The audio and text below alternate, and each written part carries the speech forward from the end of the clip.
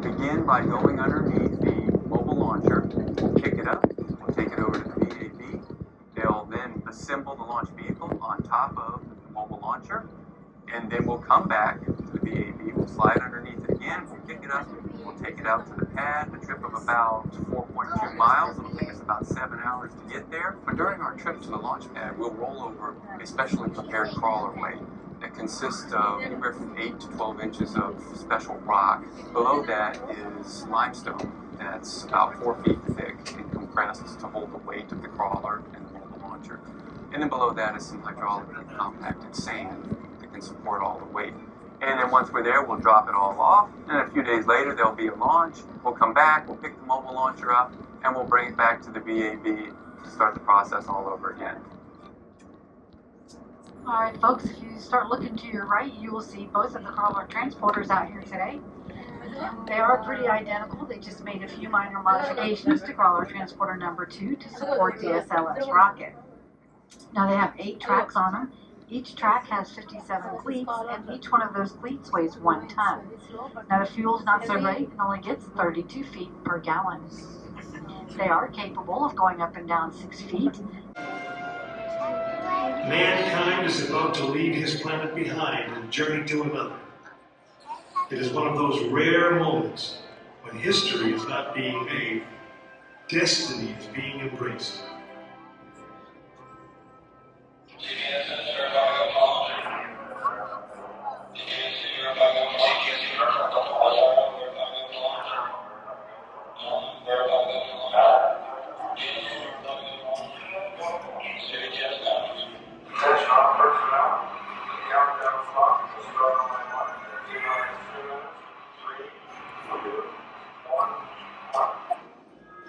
This is launch control, T-minus 3 minutes and counting. We've completed our communications checks with the Apollo 8 astronauts in the cabin, and the communications are go.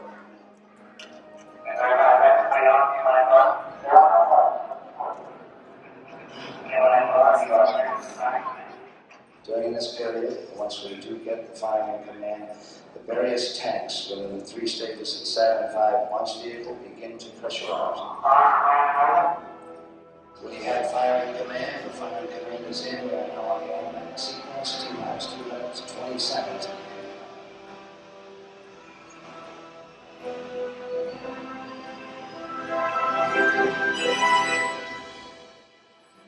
Our status board indicates that all aspects are ready. Instrument unit is ready. Spacecraft ready. Final check of the emergency detection system. That ready light also now. First stage preparations are completed. Okay. Keep going. We're on. Ready to go to Broadway. And my water? Okay, you're on. N-minus 45 seconds and counting. The first stage, the oxygen tank has been pressurized, and the pressure is still building up. Coming up at 90 seconds, mark T-minus 90 seconds and counting. Apollo 8 crew standing by, spacecraft commander Frank Borman, Jim Lovell, Bill Anders. Now we report that the liquid hydrogen tank on the third stage is pressurized, 1 minute 15 seconds.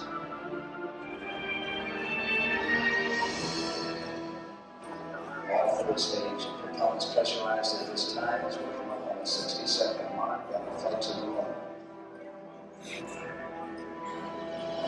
T-minus 60 seconds and counting. The vehicle now is completely pressurized. We're coming up on power transfer shortly.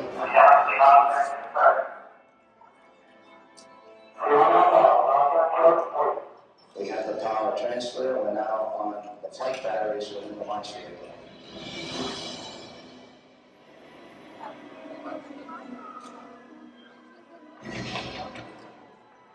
Final reports coming from Frank Borman at this time. Final look at the switch list aboard the spacecraft. 20 seconds, all aspects. We are still low at this time. 15, 14, 13, 12, 11, 10, 9. The engines are on. 4, 3,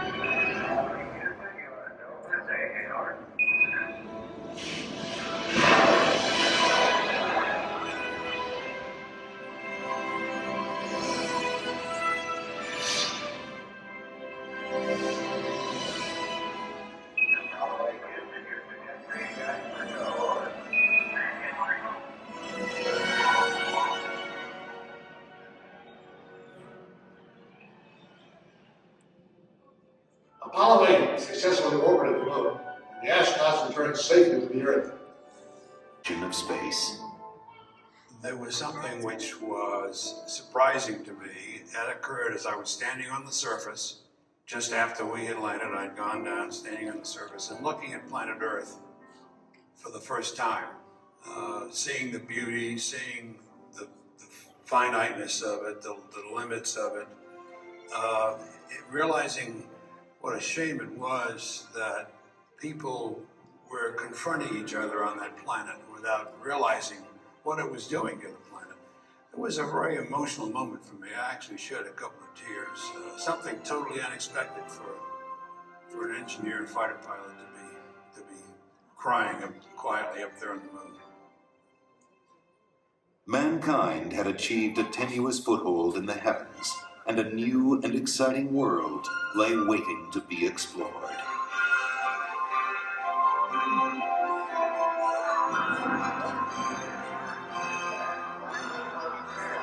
The first mission had stayed for only one day, but over the next 3.5 years, 5 more Apollo missions visited the moon, and with each one, we stayed longer, roamed further, and discovered more.